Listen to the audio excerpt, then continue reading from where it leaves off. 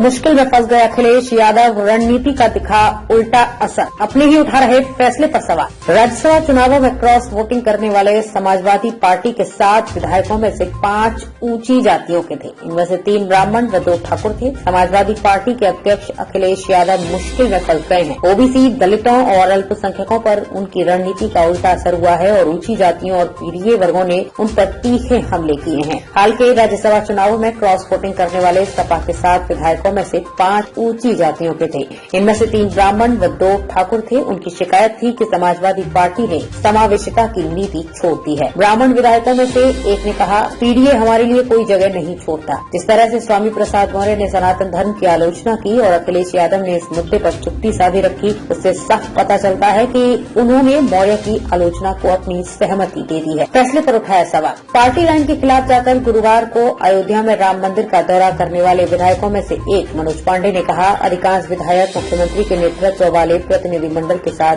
अयोध्या जाना चाहते थे। हमें लगा मंदिर का दौरा पार्टी लाइन से ऊपर होना चाहिए, लेकिन हमारे नेताओं ने न जाने का फैसला किया और हमें इसका पालन करना पड़ा। ऊंची जाति के विधायकों के साथ ही ओबीसी नेता भी पीडीए के फॉर्मूले पर सवाल उठा रहे हैं। पार्टी विधायक पल्लवी पटेल ने राज्यसभा के लिए उम्मीदवारों के चयन की आलोचना की और कहा, जया बच्चन और आलोक रंजन जैसे उम्मीदवारों के चयन में पीडीए कहाँ है। बाद में वो मान गई, लेकिन उन्होंने अपना वोट दलित रामजीलाल सुमन को दिया। लग रहे तमाम आरोप। स्वामी प्रसाद मौर्य ने सपा छोड़ने के बाद भी कहा कि सपा सही मायने में पीडीए का पालन नहीं कर रही है। उन्होंने कहा कि अखिलेश समाजवाद और धर्मनिरपेक्षता के रास्ते से भटक गए हैं। सपा के पूर्व सहयोगी सुबह सपा के अध्यक्ष ओम प्रकाश राजभर बार-बार अखिलेश यादव की आलोचना करते रहे हैं और उन पर पीडीए के फॉर्मूले को महज नारे के रूप में इस्तेमाल करने का आरोप लगाते रहे हैं। पूर्व सांसद सलीम शेरवानी ने भी अखिलेश पर राज्यसभा के लिए उम्मीदवारों के चयन में मुसलमानों की अनदेखी का आरोप लगाते हुए पार्टी छोड़ दी। पूर्व मंत्री आबिद रजा ने भी इसी आधार पर इस्तीफा दे दिया। लोकसभा चुनाव के पहले ऊंची जातियों, ओबीसी और मुस्लिम नेताओं द्वारा उनका साथ छोड़ने के बाद अब उत्तर प्रदेश में अखिलेश यादव को एक कठिन चुनौती का सामना करना पड़ रहा है। एक तरफ उन्हें अपनी पार्टी की एकता को बनाए रखने के लिए